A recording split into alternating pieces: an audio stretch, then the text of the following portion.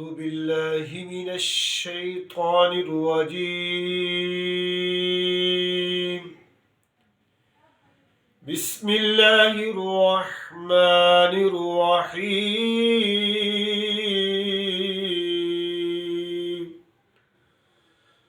الذين يبلغون رسالات الله ويخشونه ولا يخشون أحدا إلا الله وكفى بالله حسيبا.